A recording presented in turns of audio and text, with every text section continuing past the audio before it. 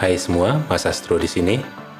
8 April 2025, Roskosmos Soyuz 2 misi MS-27 berhasil diluncurkan dari pad 31-6 Baikonur Cosmodrome, Kazakhstan.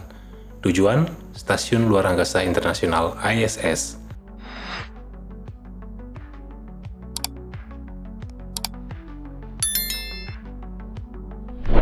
Dan hanya berselang beberapa jam kemudian, MS-27 berhasil berlabuh dan bergabung dengan kru member lainnya yang telah menunggu. Ini termasuk cepat ya. Cepatnya ini dikarenakan memang jadwal peluncuran MS-27 sejajar dengan posisi ISS di waktu yang sama. MS-27 adalah misi berawak yang menjadi bagian rutin untuk kesinambungan kru di ISS sebagai program lintas negara untuk penelitian dan pengembangan bidang sains dan teknologi di luar angkasa yang telah berjalan lebih dari 20 tahun lamanya. Misi ini mungkin terlihat biasa saja, tapi kali ini agak spesial karena salah satu dari 3 kru MS-27, selain kosmonot Sergei Ryzhikov dan Alexei Zhubritsky, ada nama astronot NASA, Johnny Kim.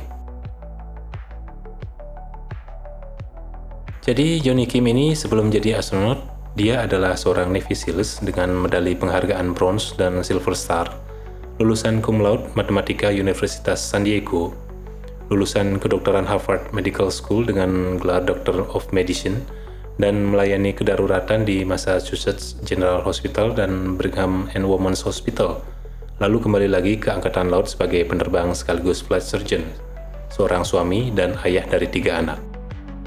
Satu perjalanan karir yang sangat luar biasa. Mungkin kalian sudah pernah melihat wajah ini di video-video shorts, tapi kali ini kita bahas lebih detail ya, karena yang paling spesial dari pencapaiannya itu, dia ini tidak datang dari latar belakang yang memiliki privilege, bahkan masa lalunya bisa dibilang cukup kelam. Dan semoga kisahnya si Johnny Kim ini bisa jadi inspirasi buat kita semua. Dan tanpa ada rasa mengkerilkan, kompetensi astronot lainnya yang pasti adalah orang-orang pilihan, terbaik dari yang terbaik. We're here because you're looking for the best of the best of the best, sir. Dan astronot yang kita maksud di sini adalah astronot yang benar-benar astronot ya, bukan turis antariksa yang bisa keluar angkasa hanya karena kelebihan duit, atau titipan suatu negara sebagai bentuk representasi mereka, atau mungkin pegawai perusahaan swasta yang magangnya kebetulan di luar angkasa. Astronot yang dimaksud di sini adalah orang-orang yang melewati seleksi, menjalani training keras, menjadi bagian yang dipilih, tahu arti, fungsi, dan mengoperasikan setiap tombol dan kendali yang ada di dalam wahana, bahkan mampu berimprovisasi, bekerja di lingkungan terkeras dan mematikan dalam segala kondisi, serta memiliki misi untuk kemaslahatan umat manusia. Dari kriteria dan kualifikasi seperti itu, seorang Johnny Kim adalah salah satunya, dan misi MS-27 akan menjadi awal pembuktian kelayakan atas dirinya apakah perhatian dan atensi dari banyak orang yang ia dapat selama ini pantas untuk diterima. Johnny Kim, yang terlahir dengan nama lengkap Jonathan Yong Kim, lahir pada 17 Februari 1984, adalah anak dari imigran asal Korea Selatan yang merantau ke Los Angeles pada awal tahun 80-an. Masa kecil sampai remajanya bisa kita sebut penuh dengan dinamika ya, dibesarkan dengan didikan yang cukup keras bahkan cenderung kasar oleh ayahnya. Pun begitu tidak membuat dirinya lebih berprestasi di sekolah. Ayah yang bekerja dengan membuka toko miras dan seorang ibu yang menjadi guru pengganti di sekolah setempat. Jika untuk standar orang Amerika, keluarganya si Johnny ini bisa dikategorikan kalangan menengah ke bawah. Dengan lingkungan keluarga tidak selalu harmonis, Johnny kecil akhirnya tumbuh menjadi anak yang cukup pendiam, pemalu bahkan tertutup.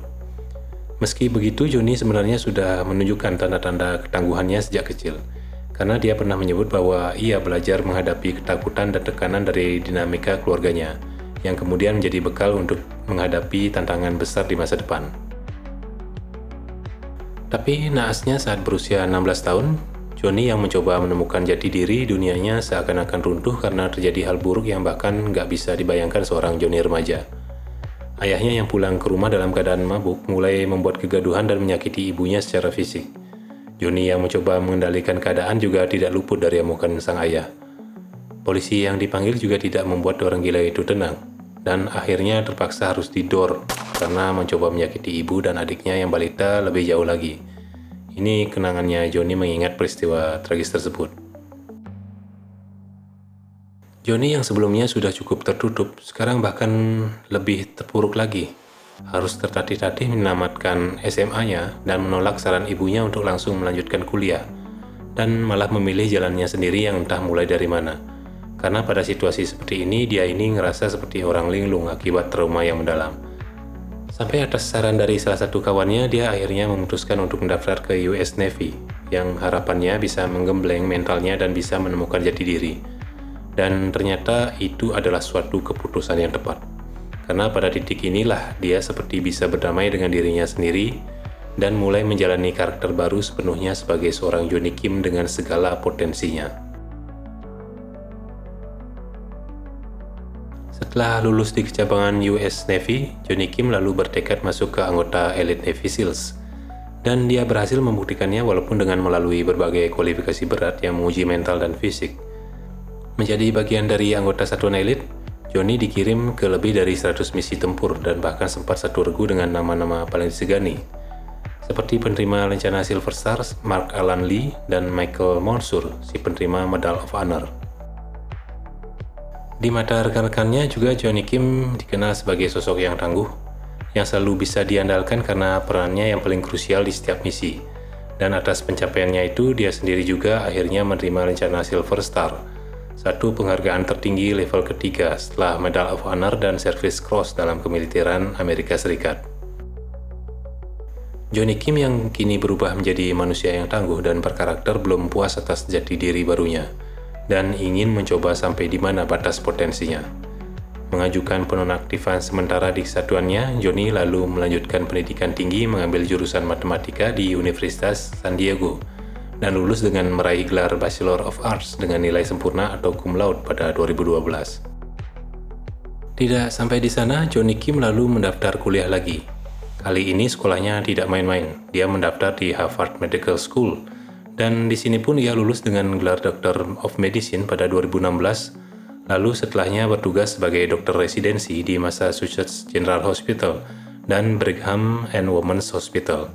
Tugas ini dia jalani katanya karena dimotivasi oleh kenangannya saat masih aktif di Navy SEALs, di mana perannya dalam regu selain sebagai sniper, navigator, pointman, dia juga mampu menjalani peran sebagai seorang combat medic.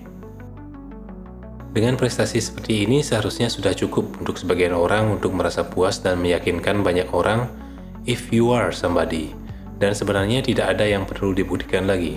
Apalagi Johnny Kim ini sudah menikah dengan istri yang selalu mendukung dan memiliki 3 orang anak. Tapi sampai di sini pun gak bikin seorang Johnny Kim berhenti ya. Dia merasa perlu melakukan sesuatu yang melampaui batas yang memerlukan intelijensi tinggi, intuisi tajam dan ketahanan mental dan kemampuan fisik di atas rata-rata. Tidak ada sesuatu di atas muka bumi ini yang membuatnya tertantang. Maka itu tentu saja jawabannya adalah luar angkasa. And there you go. Johnny Kim yang masih bertugas sebagai dokter residensi lalu mendaftarkan dirinya untuk seleksi astronot NASA pada angkatan 2016 beserta 18.000 pesaing lainnya. Dan dengan berbagai macam jenis penjaringan, Johnny akhirnya masuk ke dalam 12 kandidat terakhir yang terpilih di tahun berikutnya dan langsung menjalani akademi sampai lulus sebagai astronot NASA pada Januari 2020. Adapun berbagai pelatihan yang ia terima selama menjalani akademi astronot NASA antara lain Sistem Stasiun Luar Angkasa Internasional ISS, simulasi kegiatan extravehicular atau bisa juga kita sebut sebagai spacewalk, menerbangkan jet T-38 Talon, belajar robotika, pelatihan fisiologi dan bahasa Rusia. Ini sebagai bagian kerjasama Roskosmos dan NASA. Juga berlaku untuk kosmonot Rusia diwajibkan bisa berbahasa Inggris juga ya. Kemudian ada pelatihan simulasi bertahan hidup di air dan hutan belantara. Yang terakhir nih enteng lah ya buat dia.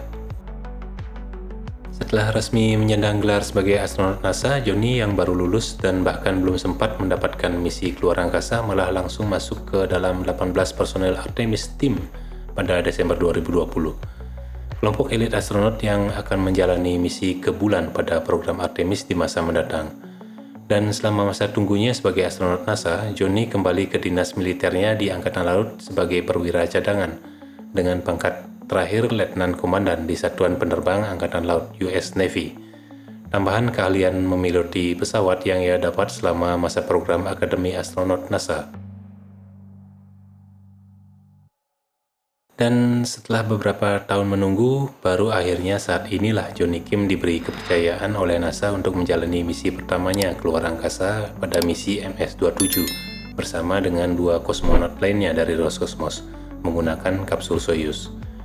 Di mana misi ini seperti menjadi titik penyempurna bagi karakter seorang Jonny Kim dan akan memulai pengalaman berharganya sebagai seorang astronot yang sebenar-benarnya. Dan karena termasuk astronot junior, tentu saja karirnya akan masih sangat panjang ya. Dan apa yang akan dihadapi ke depannya akan jauh lebih menantang karena kita sedang berada di awal masa eksplorasi antariksa secara besar-besaran.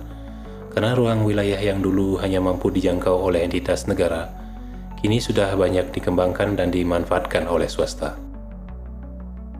Dan seperti satu tapak seorang Neil Armstrong menjadi simbol langkah besar umat manusia di bulan 50 tahun yang lalu. Mana tahu suatu saat nanti tapak seorang Jonny Kim menjadi simbol langkah besar selanjutnya saat ia menjejakkan kakinya di planet Mars dan mengawali era umat manusia telah memasuki fase sebagai bangsa antar planet. Tapi sebelum itu terjadi, tentu saja dia perlu membuktikan dirinya benar-benar pantas dan layak terlebih dahulu untuk mendapatkan kehormatan tersebut. Saya Mas Astro pamit undur, panjang umur dan sejahtera untuk kita semua. Peace.